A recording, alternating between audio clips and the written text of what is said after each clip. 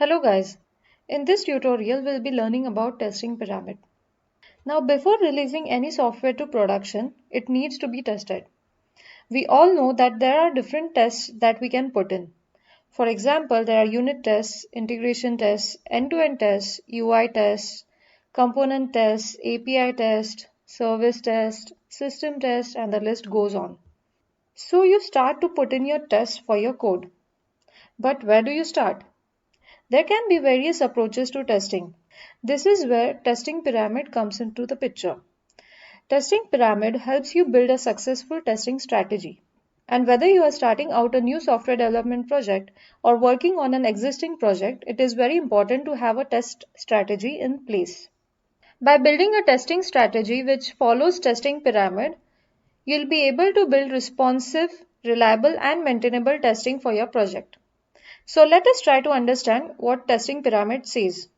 But before that, let us look into how a typical application looks like on a high level. A user typically interacts with some front-end device, which can be anything. It can be a computer, it can be a mobile, or other devices. These front-end applications, in turn, use API services, as we have seen in the previous tutorial, to interact with the business logic, that is the actual application or the place where actual logic happens on the data, and the business logic in turn interacts with the database to actually fetch the data and process it and provide it back through the API to the user. Various tests that you will be performing will fit in somewhere in this diagram. For example, end-to-end test will mean that you are testing everything right from inserting the data in database to its interaction with various applications that perform business logic to how the REST APIs provide the data to the UI.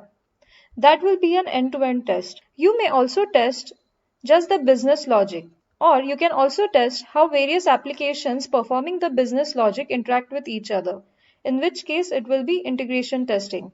Or you can also test just the interface provided by the application, that is the REST APIs, in which case it will be API testing. Now that we have a high level of understanding how different types of tests fit in the application, we'll be able to understand the testing pyramid better. We can say that testing pyramid is a pyramid where all of these tests fit in.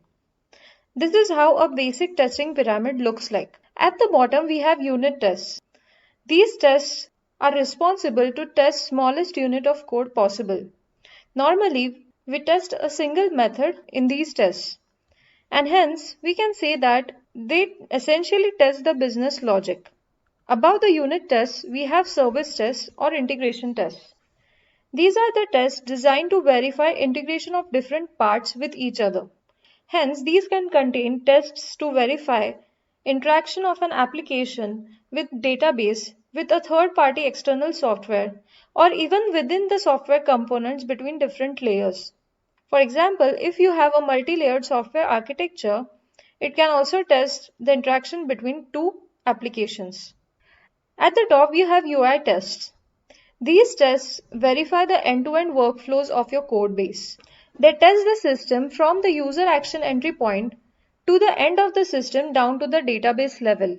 However, these are usually black box tests. Now, as you move up the pyramid, the scope of your testing has increased.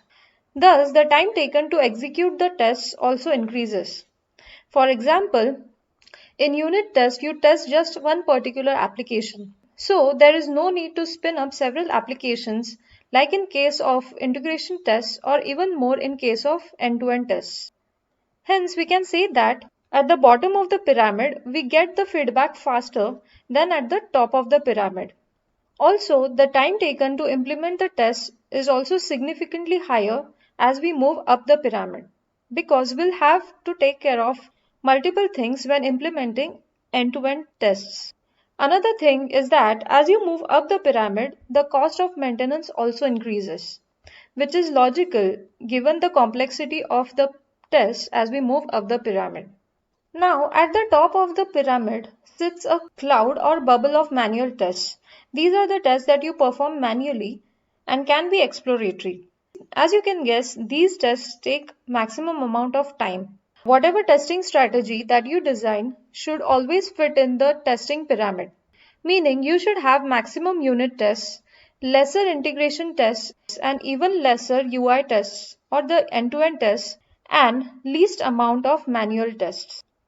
For example, you can keep the ratio as 70, 20, and 10, that is 70% unit tests, 20% service tests, and 10% of end-to-end tests. Following the testing pyramid will ensure that your tests provide you maximum benefits without taking too much of your time, and will also ensure that the feedback is fed into the system earlier without paying too much of cost.